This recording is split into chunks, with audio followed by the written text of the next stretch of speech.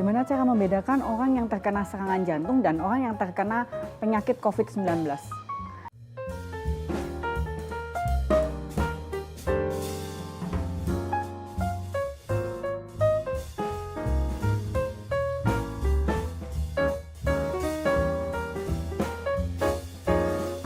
Sebelumnya saya sudah membahas tentang PJK atau penyakit jantung koroner, di mana ada nyeri dada juga.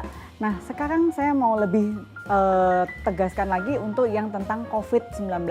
COVID-19 ini adalah coronavirus disease, di mana semua orang tanpa terkecuali bisa rentan terkena infeksi ini.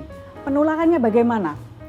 Yang pertama adalah droplet ataupun tetesan cairan yang berasal dari berbicara seperti ini, ataupun menyanyi, batuk, bersin, di mana ini tetesan ini terkena di mata, hidung, dan mulut dan menyebabkan infeksi.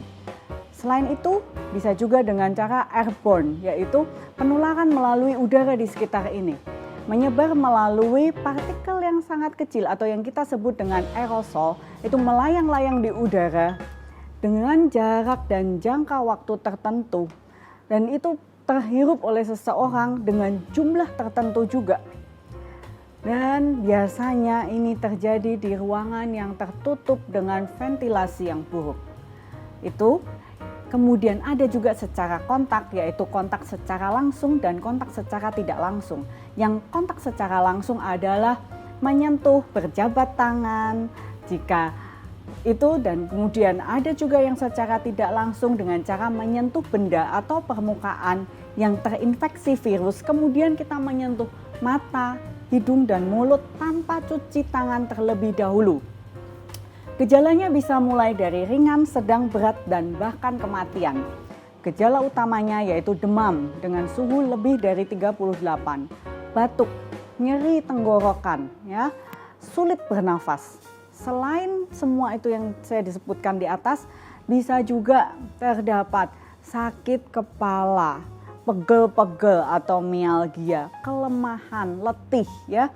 Selain itu terdapat ini kehilangan indera penciuman ataupun pengecapan. Jadi kalau kita biasa nyium ini kok ini nggak berasa, nah mesti kita waspada. Selain itu bisa juga gejala yang berkaitan dengan paru-paru seperti pilek sampai sesak nafas, sulit nafas. Selain itu juga bisa bergejala-gejalanya yang berkaitan dengan pencernaan seperti mual, muntah, sampai diare. Pada kasus yang berat terjadi perburukan yang sangat cepat seperti gangguan nafas berat sampai dengan gagal nafas, gangguan sirkulasi sampai dengan gagal sirkulasi, perdarahan, gangguan sistem perdarahan di mana semua ini sulit sekali diatasi. Dan pada beberapa pasien, gejalanya muncul sangat-sangat ringan dan bahkan tidak ada gejala sama sekali. Ataupun tidak ada demam atau apapun, tapi dia diperiksa hasilnya positif. Dan dia ini merupakan pasien juga infeksius. Jadi kita mesti harus waspada. Ya. Seseorang dengan faktor resiko seperti diabetes, darah tinggi, usia tua, ya, punya penyakit jantung sebelumnya, punya kadar kolesterol yang tinggi, punya riwayat sakit paru atau apapun itu sebelumnya, sudah ada penyakit yang kronis, yaitu meningkatkan resiko kematian lebih besar dibanding kalau seseorang itu tanpa mempunyai penyakit penyerta sebelumnya. Nah, selain penyakit ini mengenai paru, COVID-19 ini juga mengenai jantung dan pembuluh darah.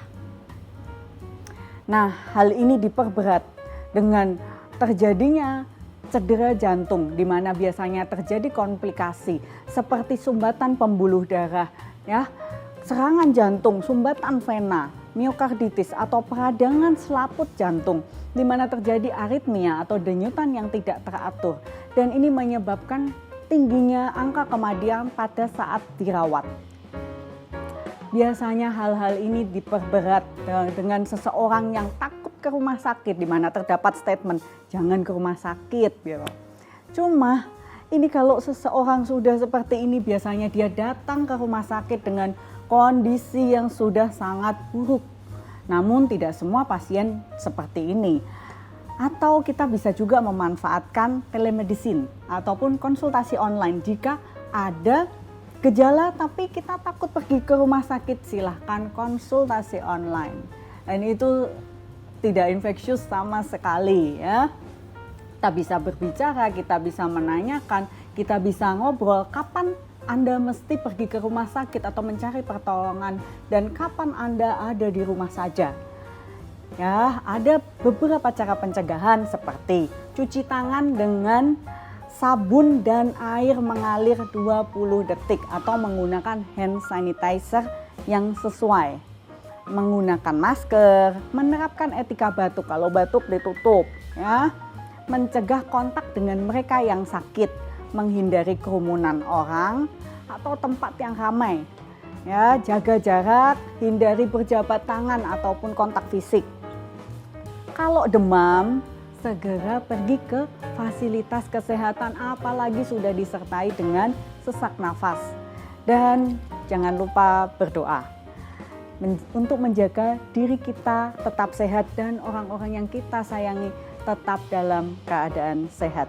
Saya Dr. Kana, sayangi jantung Anda, salam sehat selalu.